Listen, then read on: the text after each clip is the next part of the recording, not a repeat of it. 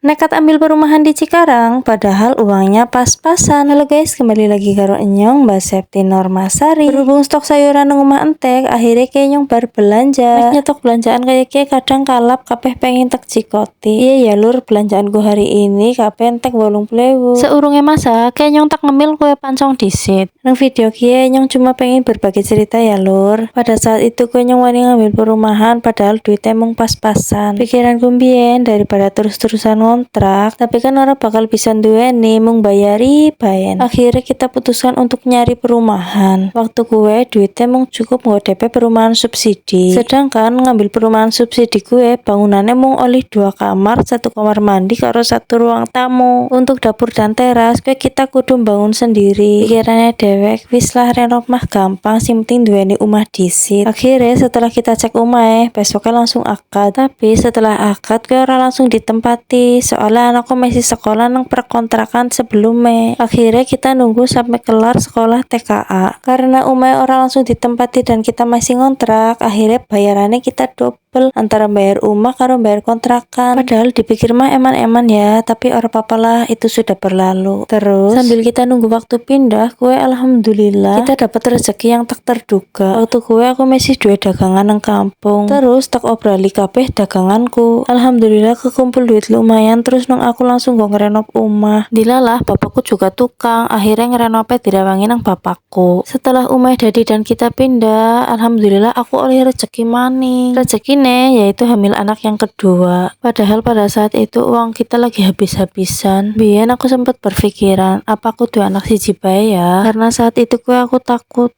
gak bisa ngebahagiain anakku, gak bisa nurutin apa yang anakku mau. Ibaratnya mbak orang bisa kayak patire lah. Bocah siki kan jalukannya warna-warna, orang kayak bocah zaman biyen. Sebenarnya ibu-ibu yang lain pikirannya kayak aku juga apa ya? Apa aku cuma pikiranku doang? Tapi alhamdulillah kita punya anak yang kedua itu setelah kita punya rumah. Setidaknya orang umpel-umpelan kontrakan. Semangat ya buat yang saat ini masih berjuang pengen punya rumah impian.